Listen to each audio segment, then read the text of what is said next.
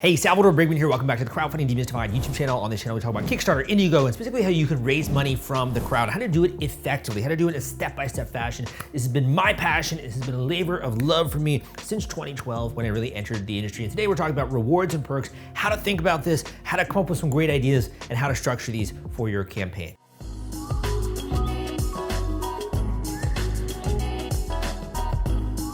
Okay, let's get right to it. So reward and perk ideas, okay? So I do have other videos out there on rewards or perks. These are also called reward tiers. They're called packages, whatever it is that you'd like to, kind of put the word on the vocabulary in terms of Kickstarter, Indiegogo. There are different ways, basically, that you can incentivize people in order to support your campaign. So when someone backs your campaign on Kickstarter, Indiegogo, they're not just throwing money at you, right? Which would be incredible, just like making it rain. It's really also that they get access to these really exclusive secret perks and rewards that not everyone else is getting access to. And just kind of, as we're getting into this, two really quick things to also think about is these rewards and perks. One important really variable to take into consideration with these is when you're going to deliver these, okay? So delivery of these rewards and perks, shipping dates, when can we actually make good on these promises? The other thing I want to be thinking about is collecting shipping. Okay, so we're gonna say collecting shipping. And finally, we're gonna think a little bit about presentation, okay? Because this is really just as similar as kind of trying to build up value for something that someone has yet to experience. I mean, they maybe see your product when it comes to the actual Kickstarter video or the Indiegogo video. They see your product when it comes to going down this page, or if it's a creative work, your board game, etc. But you still have to build up value, and it's all about the presentation of your rewards and perks. So let's first start to think about this. So first of all, the best thing that you can do, honestly, in my opinion, one of the best things that you can do if you're a beginning creator, and this is one of your first times you're doing a campaign, is to go out there and to support other campaigns. So I would say this is part of research. So the first phase we're gonna do is just research. You wanna begin to research what other people are doing in terms of their rewards and perks. And also pay attention to when these campaigns were launched. For example, all the time, we'll have coaching calls and I'll be talking with a guy and he's emulating a campaign that took place in 2013, but he's trying to do a different type of product now, right? He's trying to do a completely different type of thing than this other individual. And in addition, it's just a very dated style of marketing back then compared to now. So you always wanna be thinking about what is working right now. And that's literally one of the reasons why I started my podcast, Crowdfunding Demystified, is to share with you the cutting edge techniques, the things that are working right now. That's exactly why I put out my weekly newsletter, Killer Crowdfunding Tips, because I want to share with you what is working right now, what is working to get results, right? So begin to research. And some of those things when it comes to research would be backing other campaigns, beginning to look at other campaigns. I would even begin to take some notes. So you could have a little bit of a sketchbook, or you could have a little bit of a notebook or something like that, or even if you want to have like a Google Doc or an Excel doc or something like that, just begin to write down some of the things that you're starting to notice when it comes to rewards. Because the more that you can study the greats, the more you can study the best practices, whether that's with my book, The Kickstarter Launch Formula, whether that's with just looking and researching and trying to understand this for yourself, it's gonna help you a lot when it comes to coming up with your own reward tiers. So first part is research. Go out there, back some other campaigns, go out there, kind of get an idea for it. And what that's gonna help you do is just to also get an understanding of like how you feel towards some of these different rewards. The second thing is to begin to understand the functionality that you have available for you. So I'm just gonna say functionality, funk. Understand the funk, man. Understand the functionality that you have available to you. And this is gonna be different between Kickstarter and Indiegogo. So there's kind of two different platforms here when it comes to rewards-based crowdfunding. Other ones when we talk about other kinds of fundraising like GoFundMe, WeFunder, et cetera, right? But we're just talking about Kickstarter, Indiegogo when it comes to perks and rewards. Other ones like Patreon, I have a new book coming out right on Patreon. A lot of other types of platforms. When it comes to functionality, you have to understand the differences between Kickstarter and Indiegogo. How is the functionality different between these two? Because for example, with Indiegogo, maybe you want to do something like a secret perk, and it's going to inform your reward strategy. With Kickstarter, you can't do a secret perk, right? That's also the way that the rewards are actually displayed on Kickstarter. You can't have images in your actual little reward here, there. So you're probably going to have a much more comprehensive reward graphic in your actual page, right? So you want to begin to just think about the functionality, and of the functionality, are you going to use any of these different things? So for example, are you going to be using a secret perk? I'm going to say SP. Are you going to be using a time-based reward, TBR, I'm just going to say here. Are you going to be using a early bird limit quantity? So LC, I'm just saying limit quantity. Are you going to be using any of the kind of functionality here that's available to you when it comes to Kickstarter and Indiegogo in order to inform your reward strategy? So that's the first thing, is just to begin to understand what can I actually do? What is possible in terms of reward strategy? And again, I talked talk a lot about that in my different products here. So once you begin to understand like functionality a little bit, then we're gonna really start to think about, okay, so I have a clear understanding of some of the other types of campaigns out there, right? I have a clear understanding of how other people are doing it, what some of the best practices are. I know about the functionality. I know what I can actually do when it comes to this. Now how am I gonna really structure my unique offering, okay? So when it comes to this, it really helps to just kind of think, well, first of all, about the customer. So I really would like you to urge you to begin to think a little bit about the customer. So I'm gonna put this in blue here because I think this is actually really important. Begin to think about the customer, also known as the backer, also known as the person who's pledging money in order to join your campaign. Really spend a decent amount of time thinking about this. What are they excited to get when it comes to your creation? If you're doing a book, for example, would they be interested in maybe naming one of the characters in the book? Would they be interested if you're doing a play, maybe contributing a line of dialogue to that play? If you're doing a physical product, do they just want to get the product, do different variations of it? If you're doing a board game, maybe they want some cool expansion pack of some kind of access to that. If you're writing any kind of new publishing project, maybe that's kind of like you're getting a board game and also this graphic novel or something like that. How could you involve them in the process of creation? So this is really when you're beginning to assess you specifically, your category, what you're trying to do, and try to understand what people want from you. What are they excited for? Now, all the time, I will again have people doing coaching calls with me and they'll be like, Sal, I'm thinking about offering a sticker as a reward, right? And I've talked about this in the past, which is that some category stickers and those kind of things work really well. In other categories, they really don't. So if you have a category that doesn't work with, it behooves you to know that and to understand that. So start to actually begin to flesh out, what is a customer really excited? What is a backer really excited? Why are they even participating in this? How can you involve them in the creation process? How can you make this special? How can you make this unique? How can you make this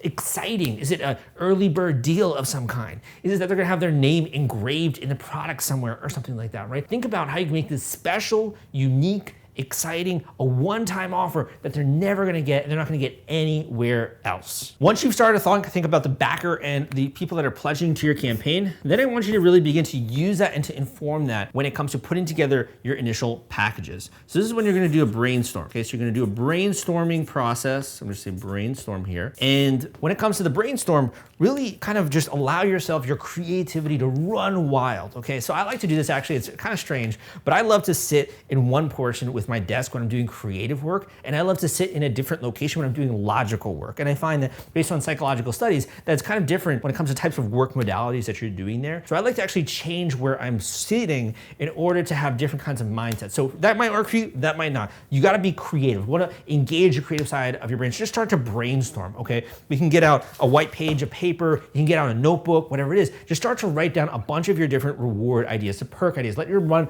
just run wild, right? Let your mind just kind of be there and delight in the creativity of it. And just start to think about what are ways that can make people special? What can make people feel interested? How can I make them feel like this is a unique offering of some kind? How could I actually offer my product in a certain way that it's never been done before? How could I phrase this maybe in an interesting way? Just kind of go through that creative process. Want to take all the stress out of fulfilling your Kickstarter rewards? Fulfillrite is the turnkey solution that puts product delivery on autopilot. The Top Campaigns uses trusted high-tech provider to store, package, and ship their products. Focus on growing your business. Leave shipping to the experts. Don't wait. Get a custom quote from Fulfillrite today. Link in the description. After you have done that, you've done that creative process, right? I then want you to turn on this other side of your brain. This is why I like to sit in different locations. I know it's like super odd, right? But I love to sit in different locations. So you go from a brainstorm and then you're gonna go into an editing mode, okay? So you're gonna go into what's called editing. What did you say? Editing mode, editing. Oh my gosh, I'm not spelling it. You can't believe I've written all these books, right? Editing. You're gonna go into an editing mode. I bet you can't even read my handwriting there, but you're gonna go into an editing mode, okay? And that editing mode is then to be to actually think about the structure. So what makes sense? What doesn't make sense? What are the kinds of pricing that I would have here? Does it make sense to have an early bird offering when it comes to this? Is this something that people are gonna be interested in, yes or no? How many tiers are there? Is this way too many? Is this kind of overwhelming in a sense? How does this compare to what my research is? How does this compare to what I'm considering when it comes to, collecting, shipping, and delivery, et cetera? Can I actually deliver on all of these, et cetera? I'm gonna do a stretch goal, right? Start to go through an editing mode and more of the logical side of your brain after you've gone through the creative process, and that's gonna really help you to cut down on certain things. You've been following the process, which I am so excited for you, right? You've been maybe doing this over the course of a week, maybe you've been doing this over the course of a couple of days, maybe it's been taking you a little bit longer because you got a lot of stuff going on in your life, right? Whatever it is, you've at least gotten to the next process where I'm really talking about fleshing out and really fully fleshing out these different packages. So once you've gone through this, you've gone through the brainstorming, gone through the editing, you've done your research, right? You've really thought about your backers, the people that are gonna be pledging, who are those people, trying to write all that down, etc. This is really when you wanna go into refinement. Okay, so refinements of tiers. So this is kind of going beyond just having an individual reward or an individual perk. This is really starting to think about how are people going to interface, how are they gonna come in there and have that experience when they actually go to your Kickstarter campaign page. So if they go there, really start to put yourself in the mind of an audience member. They come here, right? Are they gonna be supporting the lowest tier? Are they gonna be more drawn to the middle tiers, the upper tiers? Is that the effect that you even want to have? Just looking at the description, looking at what each one includes, you should have this written out. Which one are you gravitating to if you feel like you are trying to put yourself in an audience member's position? Even asking other people in your life, ask them to look at this. Which ones sound most exciting? What did they get? Is there any confusion? If they had to pick one, which one would they pick, right? This is something that they're having to understand more. Do you need a graphic of some kind in the campaign?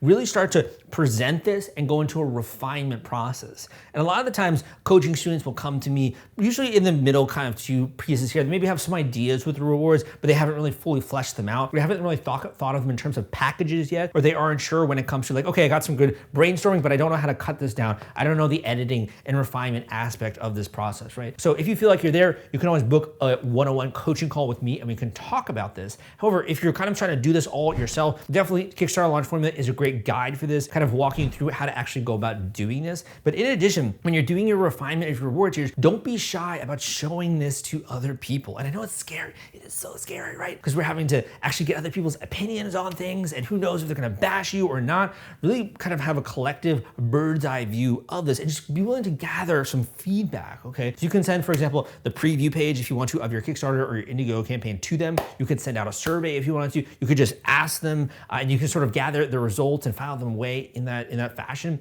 But whatever it is, the more that you can kind of come into contact with the real world, specifically people that are likely to actually support your campaign, the better the data is gonna get. It's really qualitative data gathering and quantitative data gathering, right? When it comes to if you're asking certain things when you're going out there and you're doing that outreach. So really begin a refinement process of the reward tiers. Once this happens and you're sort of in step number 4, you should really have something that is pretty close to what's gonna be finalized. And this is, in my opinion, when it's best to kind of come back to the presentation. So we did talk about presentation, and I'm kind of using blue just kind of denote like what other people are seeing, like the audience members, if you will. So blue is like the customers, backers, pledging. Blue is the presentation, right? This is really about how people are viewing. This is about marketing. So when it comes to refinement of reward tiers, the next thing is really to kind of think about, okay, how is this going to appear from a marketing perspective, okay? So for people that are out there basically, and they're coming across this campaign, does it seem like there's a lot of value? Are you using interesting words? Are you using emojis? Are you stacking value in the ways that we talk about, right? In the Kickstarter launch formula. Is this something that you're doing? How is the marketing of your actual reward tiers? Because usually when a student comes to me, they're like, hey Sal, got them all together. And it looks great, right? The actual information is there. But then I think about, okay, could we present this in a more interesting way? So like you could say, for example, this is a pen, right? This is a pen here that I'm holding in my hands, and it writes down stuff, ideas that I have, which are usually not that great ideas, but every once in a while I get a really good idea, right? I could say that, or I could say that this is an incredibly made pen, maybe from Swiss engineering, that writes upside down, right? And that has such an incredible, barrel here that feels amazing. It feels like you can just write on this thing forever. And also just even writing like on any kind of page, it feels like you're figure skating with this pen, right? It feels like it's just gliding across the page. So you could say that it's the same product, man. It is the same freaking product that I'm talking about here. But one has thought a little bit of marketing and sales and how to actually frame it, and the other is just stating what it is. So a lot of times under the refinement of the rewards, we get a little bit more into actually the marketing. How do you make it more colorful? How do you make it more interesting? How do you kind of add a little bit of that spice and flavor, right, to that campaign that I'm kind of, is my hallmark, right? One of the stamps that I love to put on campaigns is like, how do you make it more spicy? How do you make it more interesting? How do you have that X factor, right? So that's really where the next stage comes in. Number 5, the 5th one that I'm going to have, and my gosh, by golly, I guarantee you, we are gonna get people commenting in droves on this video. We're gonna get starting a firestorm with this video because I think that my order of these is different than other people that are out there, okay? And there's a reason behind that. So I'm gonna kind of just talk a tiny bit about this. This is the final one that I want to go on in this video. Number 5, when it comes to rewards and perks, is to begin to think seriously about delivery, okay? The logistics. Now, why is this so contentious? Logistics. Why is this so contentious? Why is this something that, I feel like is gonna be a little bit more controversial in nature? The reason is that a lot of people out there that are more of like MBA style thinking or very intellectual in nature, or they really wanna dot their I's and cross their T's, they're like, Sal, shouldn't I be thinking about that from day one, right? Shouldn't I be putting together massive spreadsheets talking about all the shipping and all the different potential use cases and the fact that it might be in this country or that country, or should I be collecting shipping this way or that way, or should I be doing delivery here or there? What about the timeline, right? What if people freak out when it's like a 3-month delivery timeline versus like a 2-day delivery timeline? What is gonna happen, right? So there's a lot of anxiety that comes with the logistical nature of the campaign, and this is completely normal. And the great thing is that most often there are answers to this out there. However, if you screw up these, it's really hard to get to this point, right? So I usually like to kind of, you should think about it a tiny bit, obviously, when you're planning things out. You shouldn't get like, stupid, or you shouldn't, just kind of do something that's so outlandish, right? But you shouldn't really put too much of your emphasis, too much of your energy yet onto this, because this most frankly is a decision. In addition,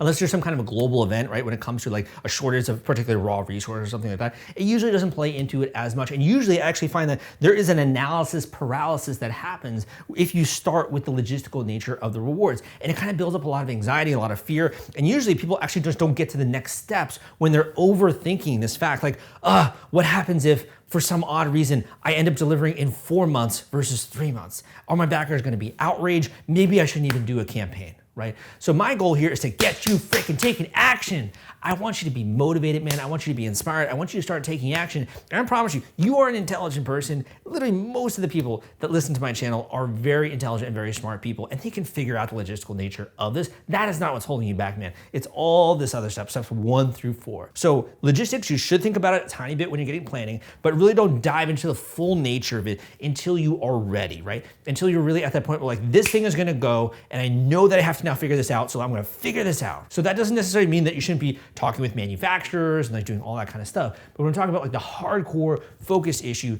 you do want to spend your time more so thinking about the things that are gonna move the ball down the road, right?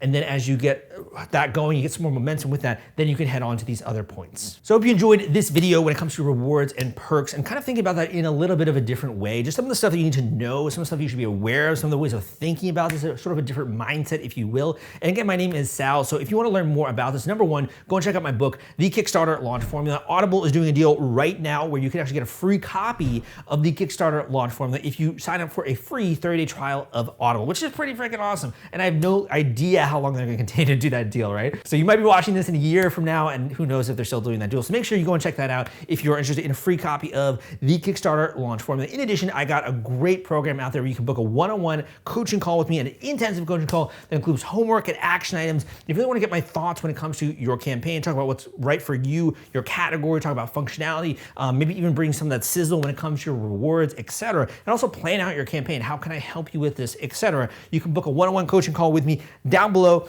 We can get that squared away ASAP. And in addition, for the newbies out there, they're just kind of like, this is your first video, like, who is this guy who's talking and like all crazy and talking about Kickstarter, crowdfunding, all those kinds of things. Man, the best thing you can do is just start to listen to the podcast. In addition, I got a free, weekly newsletter that I send out, killer crowdfunding tips from Sal. I also have a free course out there on Kickstarter you can check out in the link down below. But thank you so much for listening. My name is Salvador Briggman. Hope you have a great campaign, and I will see you next time.